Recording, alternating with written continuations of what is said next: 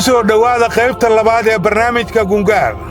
qaybtan labaad ee barnaamijka Gungaar waxaan ku dul istaagi doonaa hababka ay dilalka u sameeyaan iyo sida u shaqeeyaan kooxaha wax dhagre ee dilalka geysta. Maxamed Xaaji Ilka Case waxa uu barnaamijka Gungaar u sharaxayaa waxay yihiin kooxda u yaqaanaan amniyaadka ee ka shaqeysa dilalka dhagarta ah ee lala beegsado muwaadiniinta Soomaaliyeed. horta ninka amniga ah shaqadiisa waxa waaye koowaad inuu horta dhulka yaqaano oo dhulka duusan aqoon waxba ma sameyn karo degmada isagoo ku howlgala inuu ka sakaro horta hadii la soo bursado inuu iska difaaci karo isagoo luqluqeena oo ka dhax bixi karo tababar iyo wax ka dib. Maxamed waxa uu sidoo kale barnaamijka u sheegay hababka ay wax u saamiyaan iyo sida ay wax u gaadaan. anaga ma kadib waxaan la dhijirin hebel asoo galay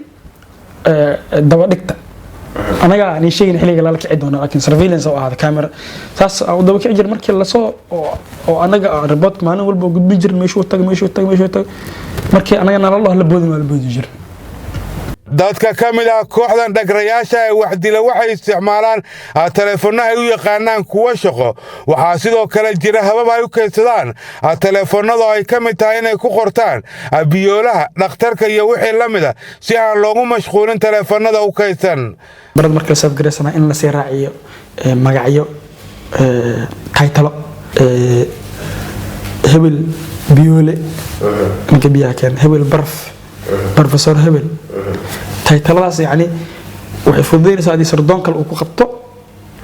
iyo sagdiis ku dhicin doctorka iyo waxa doctor balaamish ku saf gareysan u dhaha laakiin hadii xasan ama cabda kale ay ku qoran tahay kor ama arab kale oo qofka qaadanayna mobilka waa inay maxduud ahaadaan simkaarkaas qofku wato waxa laga soo qof inuu ku saf gareysan tahay iyada dhanba oo dadka shaqada kaga dhaxaysa bis laga wacay waa mamnuuc lambarkaas qofka laga waco dadka shaqada ka leeyahay bis ay yaqaan dad minis diladamiyo meel ka raadiya male hadii la qabta xataa lambarka la bedelna meel qof ka raadisid male wax walba atay xataa. Maxamed Ilka Case waxa uu sheegay in hawshooda aysan ahayn bastooladley oo kaliya balse ay bambooyin tuuraan wuxuuna aaminsan yahay in jugta bambooyinka oo laga maqlayo meelo fog ay ka saameyn badan tahay dilalka isagoona ku doodaya inuu isagu yahay qabiir marka loo eego habka uu tuuro bambada oo aan la ogaan karin ilaa ay qaraxdo. afwan hadii la telefon waa kala baxay ganjada ciyaalka hore waxay sameyn jireen mugtay waa ku tuuri jireen askarta ama wadadka meel ama xidhawaan ama guri ku tuuri jireen ciidan haduu markii jaanas wuxuu leeyahay markay ku soo dhacdo uu arko ama tashta uu maqlo jaanas ajar uu fadhiisana oo jiifan kar qofka haduu jiiftana dad ku soo daasiyo waxa ka baa marka hal raba tashta ina gacanta ay ku soo dhacdo markay ku iimaanayso maraysan qofka jaanas lahayn macna.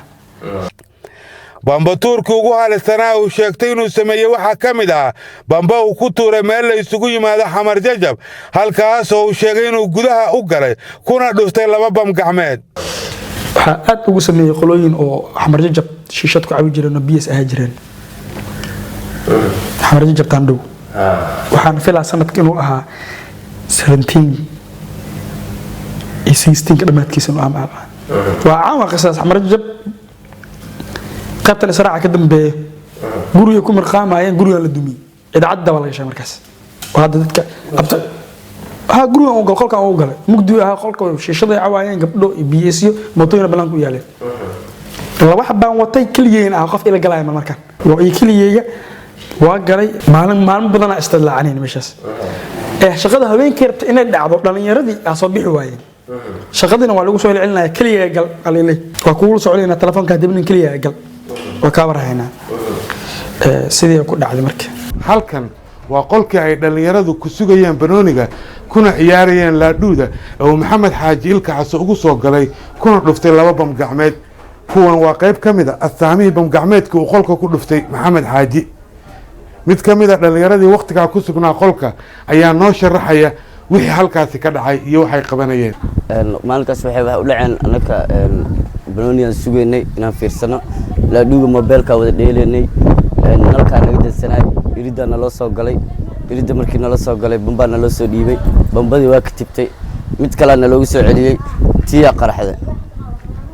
tiya qaraxday la wiilna waa ku dhintay wiil kale waa ku dhaawacmay mid kale shabaqo ku noqday mid kale waa ku jabay aniga fiirra galay saasay wax u dhaceen marka qiyaastii meeqa dhalinyaro ahayd waxaan ahayn 9 ahayn wax dawladdu shaqeeyay ku jira wax dawladdu u shaqeeyay wax la shaqeeyay midna naguma jirin waxaan ahayn shacab ciyaal iska xaafadeeda ayaan balooniya sugeen maxaa u maleynaysaa in la bartilmaameysay ma garanayo ilaa hadda wallaahi ma aqaano maxamed xaaji ilka xasan waxa uu sheegay in bambatuurka lagula xisaabtamo inay keenaan gaanjada bamka taasoo ah caddayn uu ka rabo qofka soo diray wuxuuna ku doodayaa inay tahay taasi qayb ka mid ah isla xisaabtanka bambatuurka maya dhalinyarada haddaysan expert qofka duusan expert ahayn gaanjada ma bal rabo in la tuuro gaanjada waxaa la rabaa markaa soo tuurtid sideeda ay tahay fartiga soo saarta laga rabo amiirka aan macna haddii kale macna waxa laga yaabaa in meel waa soo tuura dhihi kartaa waxyaabaha accountability ka mid tahay ina bam soo tuurto maxaa cadayna gaanjada ay keenayaan meeshaasna kugu sugaa maxamed xaaji ilka xasan waxa uu barnaamijka gungaar u sharaxaya waxa asaasiga waa si ay wax u dilaan isagoo weliba sharaxaya qofka aan hubaysnayn habka ay u dilaan taasoo qofkii darso wax ka baran karo una kordhinaysa feejignaan iyo inuu isagoo aan hubaysan samayn karo iska caabin dadka markii cabaar ay ku dhex jiraan hawsha expert ay noqdaan ba law ma u baahan kaliis oo soo gal kara qofka kale wuxuu dhaabis dadka yeelaan anagu faatixinkan qofka soo kala xirtay maxaa la jiray baskoolada la soo kala xirtay inta hadafka loo soo laabto hadafkan uu fadhiyo hadduu si jeedo ama horta waxa isku dayaysa mar walba inaadan wajiga ugu imaanin oo wax walba dhici karo wajiga oo fakan karaa adoo dhan waxa kuu filan markaas socod inuu hal mar ku istaago hadafku waa la weynaa inta ku dhufan waa ordayday aawa uu noqonaa ninka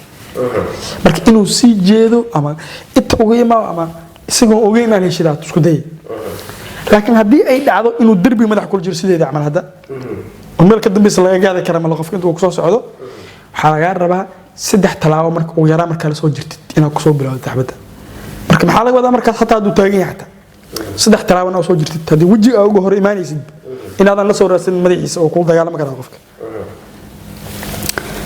naafeen alla marka ina qofka aad dhigin kartid horta meelaha lacag ka saari kartid marka ku dhaco madax markaas lagu baashala kor laakiin waxa isku day hadafkeen la dhigo horta marka qofkaas ku soo weerar isaga dhanba wuxuu ku filan hal mar inaa u istaagtid maxamed ilka xasan waxa uu kaloo sheegay in qofka dilaaga ay qasab ku tahay inuusan ku laalaaban goobta uu wax ka samaynayo falka ka hor taasina ay tahay cidda qabanaysa kooxda saaminta ama istikhbaaraadka u yaqaanaan waxa mamnuuc ah adoo nin ikhtiyaar rabo inaad meeshaas ku laalaabatidna dharkaaga awoodo xasdan nin anteena u hol saaran marka aad soo bixisid oo hadafka aad soo aadaysid waa mar adiga aad u soo diyaar garowday maxamed xaaji waxa uu ku doodayaa in qofka bastoolada haysta uu la mid yahay qof aan hubaysnayn haddii uusan diyaarsanayn oo feejignaan uusan qabin wuxuuna sharaxayaa hababka aysan suuragal u ahayn in loo bareero qof bastoolad wata haddii ay ku arkaan qof hubaysan habka asaa kala aadana qofka hadduu bastoolad ku hubaysan wali wuu yeelaa yani gaar ahaan qofka hadduusan digtoonin lahayn waxaa laga yaabaa bastoolada in caadi isan u koob gareysneen ammaankuusan u furneen caadi isaga wato waxa mu tartay markaas soo baskool laana amal waa laakiin markii qofka isaga intuu waxay u koob gareysan ammaanka u furin dubahan u dhigay ama dubihi uu ka ururin uu sameeyay wala ka urursan hadda ka urursan taa waa iyadoo dubaha ku dhigan amal waqti maxamed xaaji waxa uu ku doodayaa in qofkii 1 sano ama 2 sano wax soo dilayay ay ku adag tahay inuu wajaho qof hubaysan balse qof sidiisa oo kale waqti dheer wax soo dilayay ay u fudud tahay taasoo muujinaysa sida maxamed uga baxay xayndaabkii dadka caadiga isagoo isku arka qabiir ku takhasusay wax dilka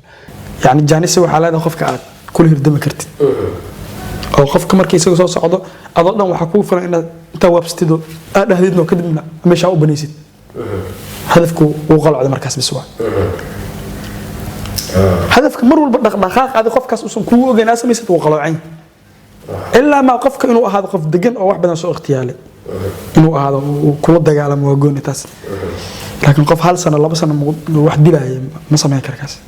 waa maxay dil ama ikhtiyaalaad waxay u yaqaanaan waxa uu maxamed xaaji ahaa dilaaga ugu weynaa muqdisho oo ay soo qabteen booliska gobolka banaadir sheegtay in dilkoodu yahay gaadmo isagoo aaminsan haddii aad weerarto qof iska kaa jira ay noqonayso dagaal ku xiran qof iyo kartidiis taasna aysan ahayn shaqadooda waxa qasab ah qofkaas maankiisa wax yar in la dooriyo wax yar in la dooriyo حتى نين يسوي كشكيني حتى الله ردقه إنتوا أصلا كان يسوقوا قادين كاس يكون عاد اختيارك مر والبو قاد ما ديسن قاد من نقل اختيار ما دقال وا suurtagal ma tahay inay gaadaan qof qori haysta maxaase looga baahan yahay qofka qoriga wata si aan loo gaadin waa kan mar kale maxamed xaaji oo sharaxaya hababka suuragelin kara in la dilo qof hubaysan ninka qoriga wata markaan soo galo ninka qoriga wata aakaha wata waa la kala saaraa hadana yani ninka marka aan la aadi karin oo aaka wata markuu gacanta u ka haysta aakaha أنت أو ماشي أنا مسترد مسافة قطعا كور الواحد أسوق هست ومرك خف كل هذه كرم أسيب البوق بسنكرة خوري يسخف كل كذا هست سيب البوق بسنكرة وحكى الله لماذا خف كمرك يسوي أنتوا أنتوا قشطوا أساس أو هست دنا أسوق قشطوا على ماذا لكن أساس أو قشطوا وخوري هو أدسي أوكي وا أمرك عوني ست حلقة يا واب حتى هنا أساس أو قوة الجدال أكثر أما خوري أفكيس أساس هي لحسة أسي muxuu sameyn karaa markaa uu baad qoriga fiis xaq waad zeen in qorigi qofka gacanta uu ku haysto halis waay yaa loo dhawaanin saas duu uu wata geesaha isku firmaya loo dhawaanin laakiin garbku uu saaran yahay iska xarakeynay ana xarakeeyo waay ba kaas doo wuxuu limit in biskoolada inta soo qaatay biskool isagoo wata aan dubaha u dhignaan am ka baan urursan iska socdo maxamed xaaji waxa uu sidoo kale muujinayaa inay jiraan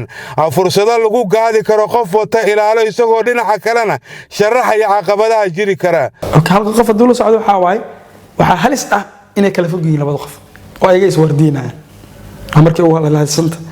oo adi madaxda tahay bacda nin sarkaal tahay ninkan staff ko ah marka is wardiisa ma la soo dhawaan karo oo kala durugtaan oo ninka kala u wardiyay ama laba gees kala martaan asaas kula socotaan lama dhawaan karo laakiin markay isla socdaan wali wasidii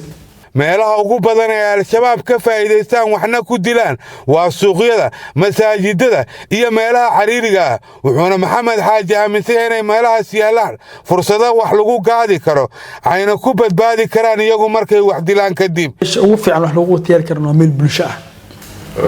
oo dadka ay ku badan yihiin oo qofka ingiisa milyan qof ay qabanayaan laakiin wada nadiif ah qof socdo ikhtiyaarkiisa ma fududa horta hooyiisa aan number 1 ah oo qofka hooygu ku hooyanayo in la helo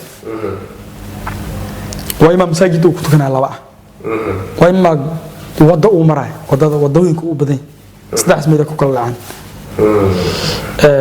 hooygiisa in gudaha loo galo ihtimaal waayo huwa uu yaali karo qof la joogi karo oo ma lagu fududa ilaa laga ogaado gudaha qof ay ku noolyihiin laakiin hadiisan hooygiisa nin oo ka soo baxo subaxdii oo kadibna mar walba uu soo baxo sida rag istikhbaaradka ay sheegaan uu soo baxana ka wadadana soo istaaga bajaaj suuga way fududa oo soo baxa wadadan ilaa xaq lugeeya masaafadaas xaq gaara karaaca way fududa laakiin uu soo baxa wadadu ku soo baxay ma yaqaan tan uu aadi kara taas waxay ka dhigan tahay dadka oo dhan inay baqtiyaan si hal wada isku haayaan ilan saddex deyn hatta saddex wada isma dhigi karaan hal qof ikhtiyaari karo way badan tahay oo labada kale wal amar walba ku dhalan lahay taada kale qofka wax ikhtiyaar hukum wadan kara maanta dhan culays waa ba inay ku jiraan oo markii hadaf kala arkala soo qaato laakiin iskooladan gashana hebelan wadadan ku suga ma wax ugu badan dadka ku fashilmaan baxta oo ama qofka loo qabto xalra marka aad silaax soo qaadanayso hubka iskooladaada iyo marka ikhtiyaarka galis wax daqiiqad yar la in ahaadaan dumarku waxay qayb ka yihiin kooxaha sameeya dilalka dhagarta waxayna shaqadooda ku sheegeen inay ku kooban tahay qaadista iyo qarinta hubka iyagoo isticmaala bajaajyada naag dumar in loo helo waa xilliga hore raga qaadan jireen dhalinyarada bacan wax ku qaadan jireen bacdan oo fashion-ta buugta kursaysan am geesaha qaan jirnaa ka dal isku fahmay laakiin naag qadad bajaajyada soo batay fursada kale waa bajaaj loo qaadanta badan naagana qaado inta badan bajaajka oo wada waxa lagu fahmi karaa darawalka iyo naagta gabadha waxa u sadeexeeya hal wiil kale oo iyada la saaran ama geeska darawalka saaran bajaajka ka saaran waana fahmi kartaa inta badan gabdhaha qaada waa la heli karaa 30% inay dhalinyaro yihiin ay dadka magaalka u egyihiin laakiin inta badan maamooyin wiilka bajaajka saaran geeska ka saaran foodiisa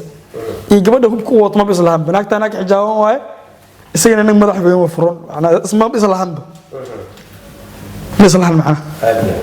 way jira kartaa gabar iyadan iyo wiilkan iyo laakiin ma badna qof xijaaban waa qofkan oo waxa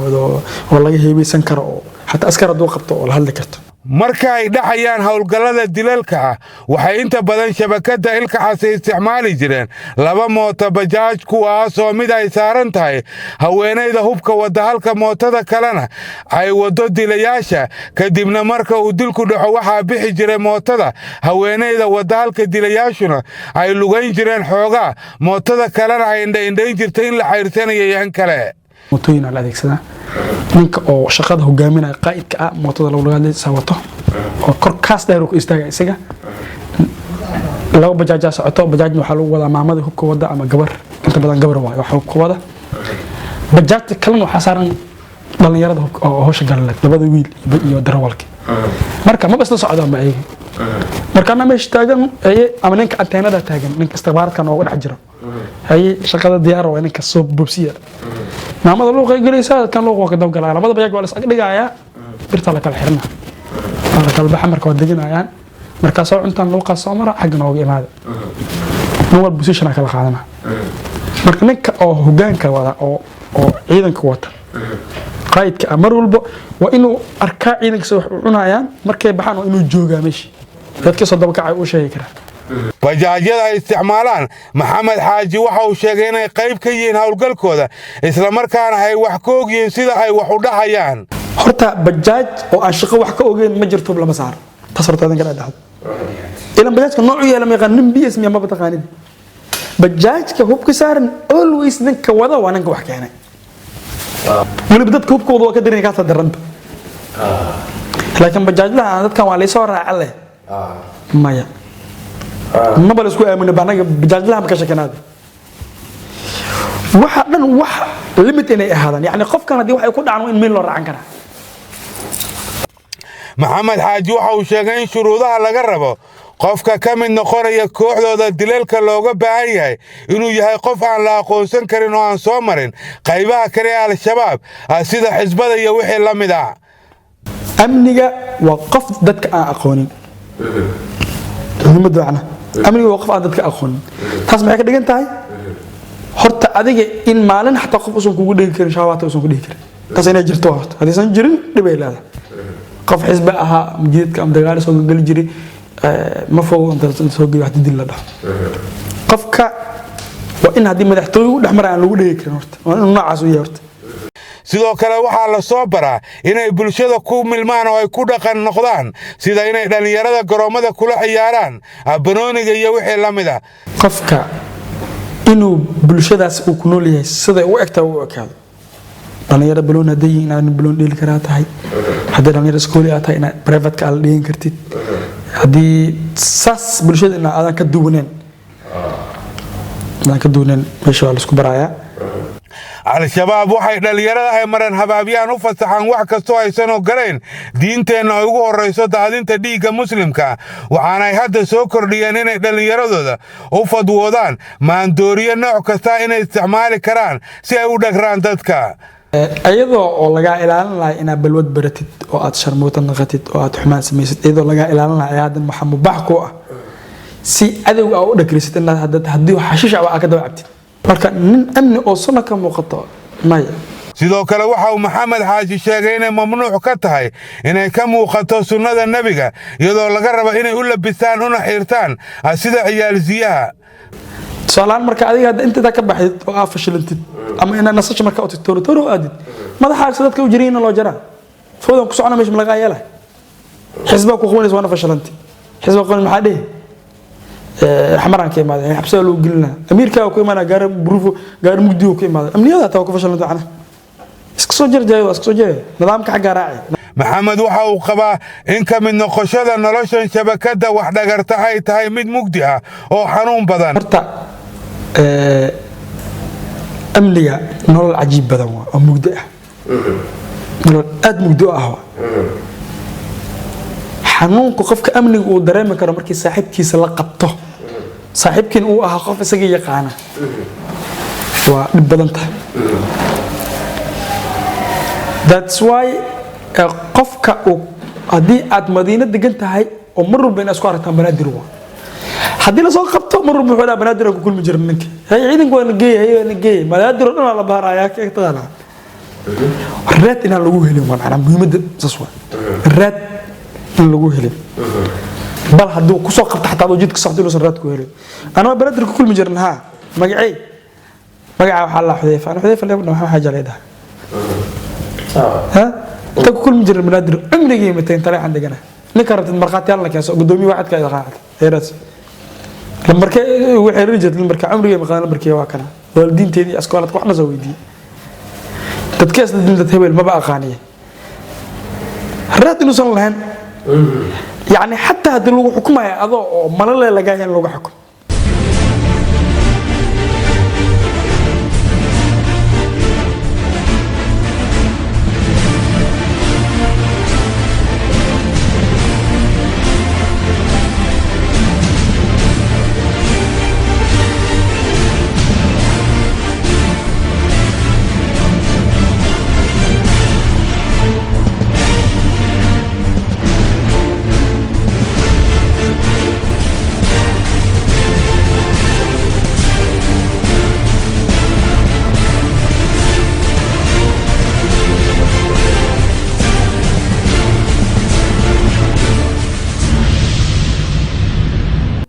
maxamed xaaji ilka xase waxa uu barnaamijka gungaar u sheegay inuu dilay 2 qof oo saameyn ku lahaa noloshiisa kuwaas oo midna uu ahaa saaxiibkiisa kaliya abiis oo lagu magacaabi jiray baadil caana ka xamar jajab iyo nin ay qaraabo yihiin oo gacan ka geystay sii deyntiisa markii kol hore la soo xiray taasoo ka dhigan inuu dilay ninkii soo daayay waxa ugu yaabadna horta 2 nin midna qaraabaan si gudoonahay oo daladaas anaga dhaxayso si hadii loo fiirin aabir saaxiibayeen aad ay ugu adkaato waana ka farsan waay nin la dhigi jiray bedel ama baadil saa u taqaana baxbar jabaysan jiray xiliga mooriyaanta oo sarkaal ah soonka 2016 ka la dilay abriil nagu soo aadamay xiliga soonka ma jeclan in dilix adeeraan dhigi jiraan waliye way dhibi waa ka farsan waay marka maanta hadays aan waxa lagu dilay boolaalay aan aabay saaxiibay inta dadka iideeyo kamid ah ay boolaalay wado waxa jirta oo yar mudada lagu soo leexanayo oo dhankan oo wadada waxay martaa wasaaradda anaga gudaha gaashay mootooyinka mar jireen mootooyinka meesha mar jireen waxa jirta oo hal sar ah oo ciidan fadhiin jiray oo nin lagu wardiin jiray guriga ku dhagan oo deganaa bisay ninkan guriga lagu dilaa marka ay maxamed xaaji ilka xase iyo kooxdiisu si dhagar ah wax ku dilaan kadib maxay sameeyaan isaga la fahantiisa ayaa sharaxaya waxa xiga dilka kadib horta dadka ma orda markii wax dilaan horta dhil ma lagu orda xaaladda dadka haday dad badan yihiin labada orda waa la orday haday dadka taagan yihiin oo taagnaanay soconi marka luuqa ku wada gashay afkan bas ala sarax waareen bas si la soo doo bixin laakiin dadka ku arka ordid dadka isku dirtay qabtaa باش اسين وسعني لو ويلي انت ما اردن ما جرتن ما اردان ودي سك اردان idinka ma ordin laakiin markay bugbug ay maqasho dadka dhan labada ordo miska cilnaysa kala ordayaadi haday joogsadaan wala joogsanay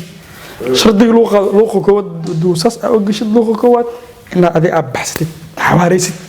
kadibna luuqa kala bajaajta taala alaabta iska dhiibay baad luuqa qabtaa wax ma dilin bay maxsameyn nin ambaarito dadka lahaynaya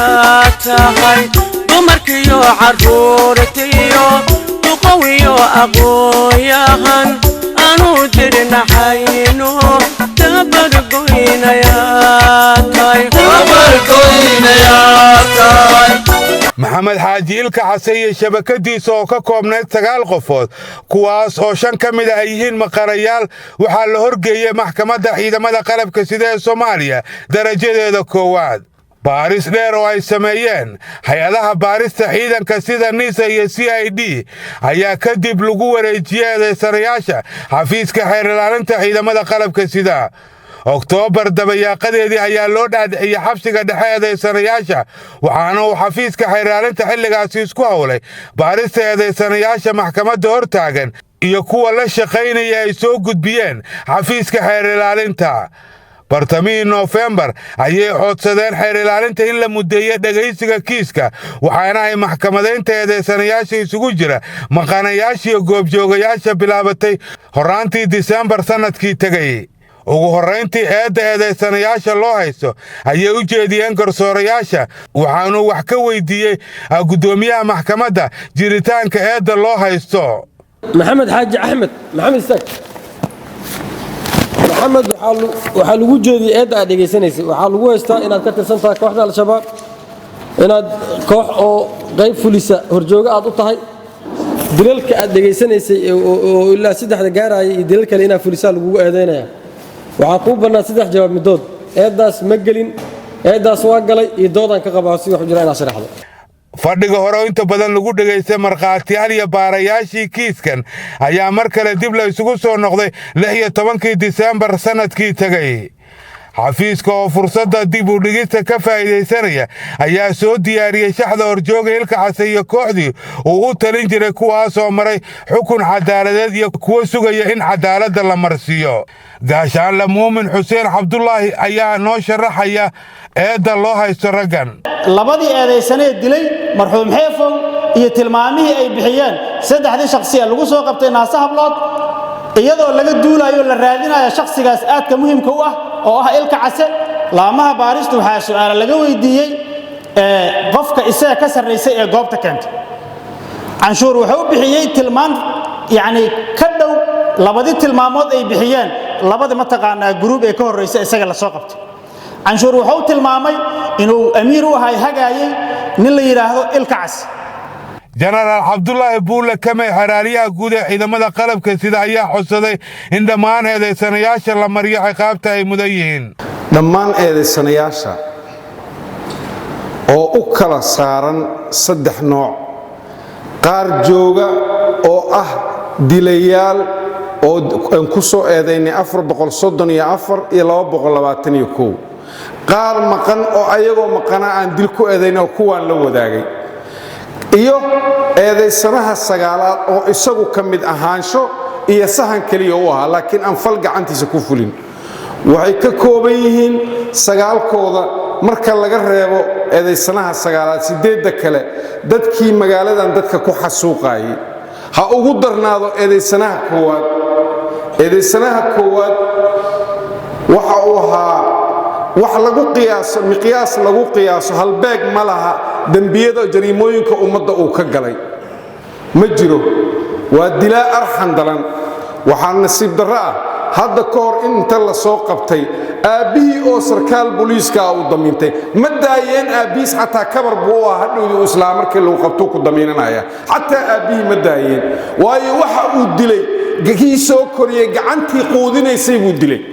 ismaaciil jenaraal ismaaciil wuxuu ahaa kii soo koriyey marka oo gurigiisa uu ku noolaa gacantiisu ku dila sababta uu dilayna waa hal arrin ramadaan baa lagu jiray tiruu tirsanayay dadka uu dilaayo uu ku xisaabtamayay ma ahan insaan caadiga qof lagu tilmaami karo dad buu tirsanayay uu tirada uu dadka dilaayo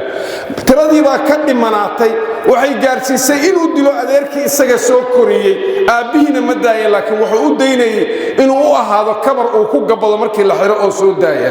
waxaa intaas ka daran meel uu dad ku dhaafaayo ma lahayn diin uu caabudayo ma jirin masjidka dhexdiisuu ku dilaayay kii masaajid ka soo baxo bannaan ku tugaayo. waxaan codsanaynaa in ciqaabta u qolanta lagu qolo lagu xukumo oo dil toogasha. qareennada u doodaya eedeysanayaasha ayaa iyaguna dhinacooda maxkamadda ka codsaday in loo naxariisto ciqaabtooda sharci aan la dhaafsiinin inta ay ogol yihiin. maxkamadda sharafta leh waxaa ka codsanaynaa wax cadeymaha loo haayo oo ah inay ayaga qiraal yihiin oo shabaab yihiin keliya inay loo raaco kaas oo qodobkaas oo looga darayo qodobka 4aad oo tilmaamaya waxyaabaha dembiga fududaay maxkamadda sharafta leh intaas ka codsanayna. 31 Diseembar ee sanadkii tagayay maxkamaddu ka soo saartay go'aan rasmi ah sida uu warbaahinta u akhriyay gaashaanle sare Xasan Cali Nuur Shuute gudoomiyaha maxkamadda darajada koowaad ee ciidamada qalabka sida ee Soomaaliya. bismillaah maxkamadda darajada koowaad ee ciidamada qalabka sida waxay ku dhawaaqaysaa go'aanka dacwad ciqaabeedkii loo haystay eedeysanayaal 1 maxamed xaaji axmed 27 jir ah ina faadumo cumar xasan ku dhashay shabeellada hoose 2 saalim saciid maxamed 27 jir ah ina leylo xasan cumar ku dhashay shabeellada hoose 3 axmed maxamed haashim 26 jir ah ina cadeey axmed islow ku dhashay shabeellada hoose 4 sharmaake cumar axmed xuseen 25 jir ah ina sacdiyo maxamed cali ku dhashay hiiraan oo maqane ah 5 axmed faarax iidle 23 jir ah ina faadumo xasan ku dhashay xamar oo maqane ah 6 cabdiraxmaan mustafa cabdulaahi 22 jir ah ina faadumo maxamed shaakuud ku dhashay xamar oo maqane ah 7 ramadaan cabdiraxiin mursal ina muslimo madgafiim ku dhashay baar dheere oo maqane ah 8 cabdinaasir axmed cabduqaadir 27 jir ah ina faadumo maxamed ibraahim ku dhashay xamar oo maqane ah 9 faadumo xuseen cali cadaawe 24 jir ah ina dahabo cumar wehliye ku dhalatay hiiraan kuwaas oo xafiiska xeerdhaalinta ciidamada qalabka sida si wada jir ah ugu soo eedeeyay in ay ka wada tirsan yihiin kooxda al-shabaab gaar ahaan qayb fulisa dilalka qorshaysan iyo sahminta oo ka howlgasha magaalada muqdisho markay aragtay maxkamaddu dambi muujinta ah dukumiintiyada kala ah cadeymihii iyo qiraaladii laga qoray eedeysanayaasha koowaad labaad saddexaad iyo afaraad oo goobjooga ka ahaa maxkamadda iyo cadeymaha iyo gungaarka laga soo gudbiyey 5 eedeysane ee maqanayaasha ah 2 qoraallo hore looga qoray xukunsanayaal lagu fuliyey qisaas iyo kuwa xukuman 3 sawirada iyo warqadaha cadeynta dhimashada marxuumiinta sare ku xusan 4 dukumiintiga lahaanshaha mootooyinka ay ugu adeegayeen kooxda al-shabaab eedeysanayaasha labaad oo goobjoog ah iyo 8aad oo maqane ah 5 galdacawadeedka hore looga diyaariyey eedeysanaha koowaad maxamed xaaji axmed